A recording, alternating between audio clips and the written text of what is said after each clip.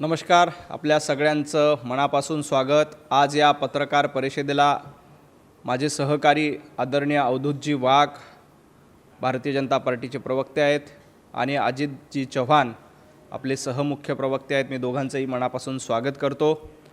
आज उभाटा गटाचे पगारी नेते जनाब संजय राऊत यांनी पत्रकार परिषद घेऊन भारतीय जनता पार्टीवर नेहमीप्रमाणे बिनबुडाचे आरोप केलेले आहेत।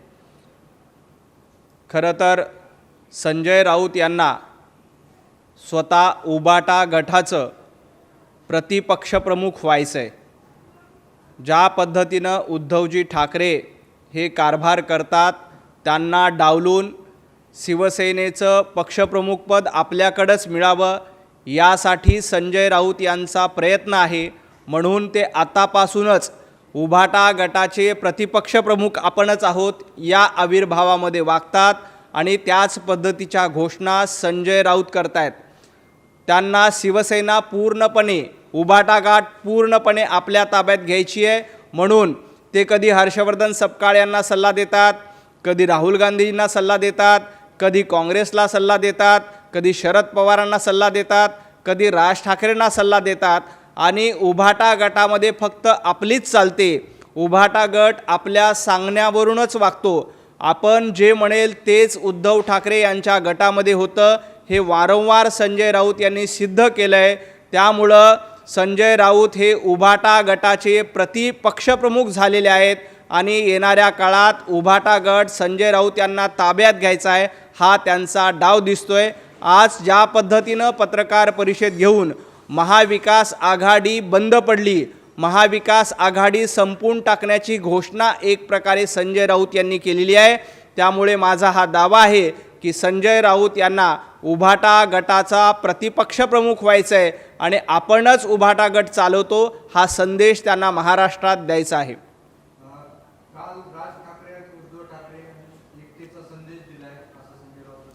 खरं तर उद्धवजी ठाकरे यांचा दीपोत्सव नव्हता तर दिशाभूल करणारा उत्सव होता। ज्या पद्धतीनं दीपोत्सवामध्ये हिंदुत्ववादाची ज्योत पेटली जाते, वंदनीय बाळासाहेब ठाकरे यांनी हिंदुत्ववादाची ज्योत पेटवली होती, तर उद्धवजी ठाकरे यांनी ही हिंदुत्ववादाची ज्योत विझवण्याचं काम केलंय। त्यामुळं हा दीपोत्सव नव्हता तर दिशाभूल करणारा उत्सव होता हे या निमित्ताने सिद्ध झालेलं आहे। दीप मंदिरामध्ये जळतात, परंतु उद्धवजी ठाकरे तुम्ही राजकारणाचा धूर करण्याचं काम केलेलं आहे। त्यामुळं दीपोत्सवाची भाषा संजय राऊत उद्धवजी ठाकरे यांनी करू नये।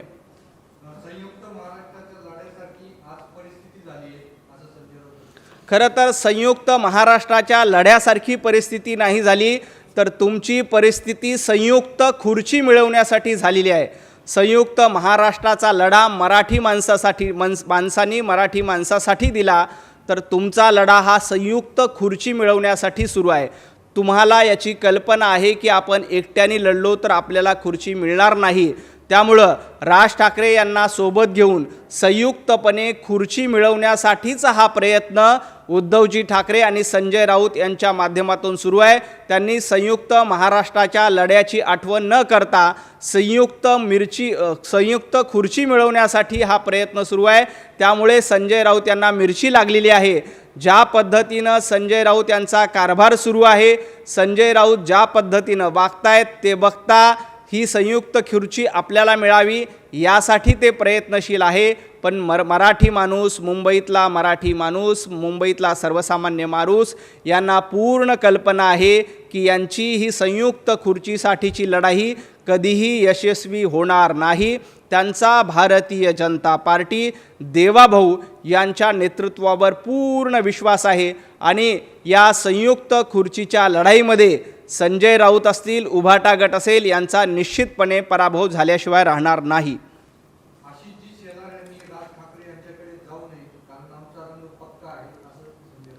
खरं तर संजय राऊत यांनी रंगाची भाषाच करू नये। भारतीय जनता पार्टीचा रंग भगवा आहे हे आम्ही अभिमानानं सांगतो। संजय राऊत यांनी त्यांच्या उभाटा गटाचा रंग कुठला आहे हे सांगावं। संजय राऊत म्हणतायत की आमचा रंग पक्का आहे। हो, तुमचा रंग पक्का आहे, पण तो पक्का रंग हिरवा झालाय। ज्या पद्धतीनं हिरव्या रंगाची गुलामी करण्याचं काम ज्या पद्धतीनं हिरव्या रंगाचा उदो करण्याचं काम संजय राऊत आणि उभाटा गटाने सांगितलं आहे, त्यांनी पक्क्या रंगाबद्दल बोलू नये. आशिषजी शेलार आमचे नेते आहेत, त्यांचं भूमिका त्यांचे विचार हे हिंदुत्ववादी आहेत, हे वेळोवेळी सिद्ध झालं आहे. आम्ही रंग बदलणारे सरडे नाही आहेत, तुम्ही रंग बदलणारे सरडे आहेत.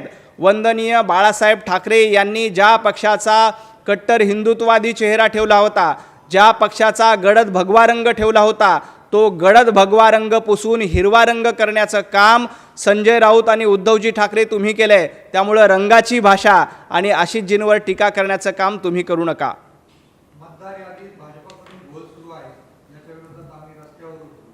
खरं तर मतदार यादीमध्ये घोळ नाही, तर संजय राऊत आणि उभाटा गटाच्या डोक्यामध्ये घोळ आहे. तुम्हाला रस्त्यावर उतरायचं असेल तर रस्त्यावर उतरून दाखवा.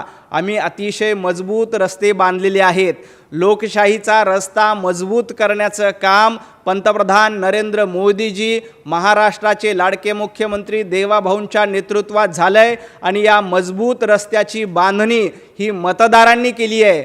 मतदार याद्यांमध्ये घोळ नाहीत, संजय राऊत तुमच्या डोक्यामध्ये घोळ आहे आणि तुमच्या डोक्यातला घोळ येणाऱ्या महापालिकेच्या निवडणुकीत जनता जनार्दन मतपेटीतून आणि EVM मशीनच्या माध्यमातून दाखवून देतील. जनतेचा कौल हा भारतीय जनता पार्टी आणि महायुतीच्या सोबत आहे. तुम्ही कितीही मतदार याद्याबद्दल बोललात, तुम्ही कितीही मतदार याद्याच्याबद्दल प्रश्नचिन्ह उपस्थित केले, तरी या मतदार याद्याबद्दल तुम्हाला जनता जनार्दन निश्चितपणे करारा जबाब देईल.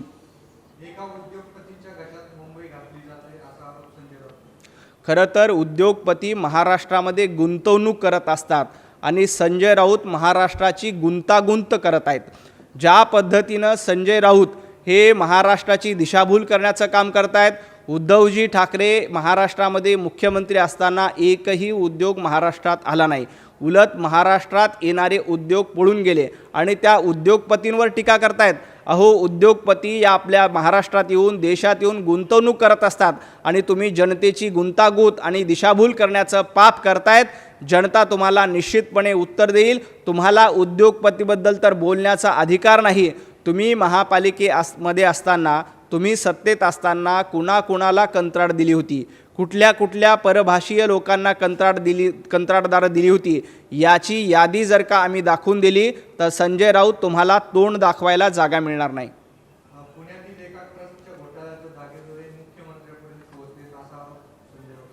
मुख्यमंत्री देवेंद्रजी फडणवीस हे स्वच्छ प्रतिमेचे आहेत, हे महाराष्ट्राला माहिती आहे. संजय राऊत यांनी विनाकारण बिनबुडाचे आरोप करू नये. संजय राऊत यांचे कुठल्या श्रद्धा बिल्डरशी सबुरी आणि श्रद्धा आहे हे जर का मी सांगायला लागलो तर संजय राऊत तुम्हाला झोप लागणार नाही, तुमची झोप उडून जाईल. देवाभाऊंचं नेतृत्व काय आहे आणि देवाभाऊंचा स्वच्छ कारभार कसा आहे हे महाराष्ट्राला माहीत आहे.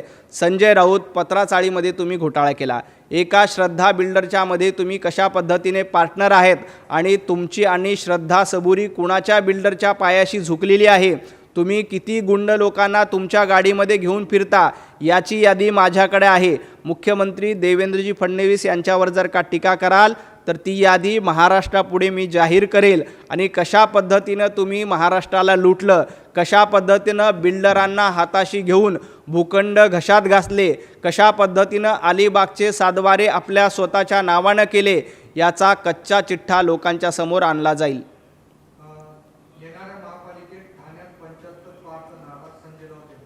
खरं तर संजय राऊत हे प्रतिपक्ष प्रमुख झालेत, त्यामुळे ते स्वतःच 75 पार, 100 पार, 200 पार अशा पद्धतीच्या घोषणा करतायत. तुम्हाला आठवत असेल गेल्या महापालिका निवडणुकीमध्ये आपकी बार 150 पार, आम्ही 150 जागा लढणार अशी घोषणा आदित्यजी ठाकरे तुम्ही केली होती. तुम्हाला 84 जागा मिळाल्या, निम्म यश मिळालं.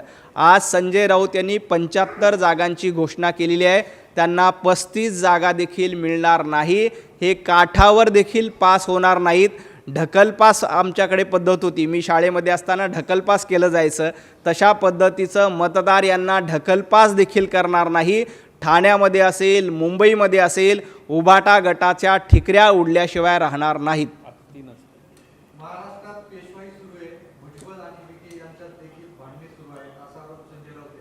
महाराष्ट्रात पेशवाईचं राज्य नाही तर लोकशाहीचं राज्य आहे. महाराष्ट्रात पेशवाही नाही तर देशवाही आहे. आम्ही देश प्रथम राष्ट्र प्रथम या भूमिकेतून काम करतोय. जातीपातीची भांडणं संजय राऊत तुम्ही लावली होती. मराठा समाजाचा मोर्चा निघाल्यानंतर त्या मराठा समाजाच्या मोर्चाला मुका मोर्चा म्हणण्याचं पाप कुणी केलं होतं? संजय राऊत तुम्ही केलं होतं. जातीपातीचं नाव तुम्ही काढू नका. जेव्हा मनोज जरांगे पाटील आणि मराठा समर्थक आंदोलन मुंबईमध्ये आले होते तेव्हा त्यांना ढेकून म्हणण्याचं पाप कुणी केलं होतं? संजय राऊत तुम्ही केलं होतं. तुम्ही जातीपातीची लढाई लावतायत. तुम्ही जातीपातीमध्ये भांडणं लावतायत. छगन भुजबळ असतील किंवा राधाकृष्ण विखे पाटील असतील, हे त्यांच्या मंत्रिमंडळातील एकमेकांचे प्रश्न आहेत ते बघून घेतील, परंतु महाराष्ट्रातल्या जातीपातीचं लढाई लावण्याचं काम आणि त्यांची गुलामी करण्याचं काम संजय राऊत तुम्ही करतायत. आणि ज्या पद्धतीनं मराठा समाजाचा अपमान तुम्ही केला होता, तुमचं सरकार असताना ओबीसीचं राजकीय आरक्षण घालवण्याचं पाप तुम्ही केलं होतं. त्यामुळे तुम्ही मराठा समाजाचंही हित कधी केलं नाही आणि आमच्या ओबीसी बांधवाचंही हित तुम्ही आयुष्यात कधी केलं नाही. त्यामुळे जातीपातीबद्दल संजय राऊत यांनी बोलू नये.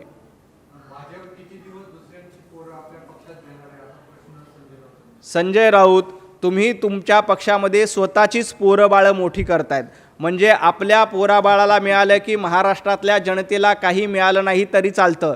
तुमचे वडील मुख्यमंत्री, तुमचा मुलगा कॅबिनेट मंत्री, अशा पद्धतीची वारसा. दिल्लीमध्ये सोनिया गांधी सर्वेसर्वा, राहुल गांधी त्यांचे सर्वेसर्वा. आपली पोरंबाळं झाली की दुसऱ्यांच्या पोराबाळाची चिंता तुम्हाला नसते.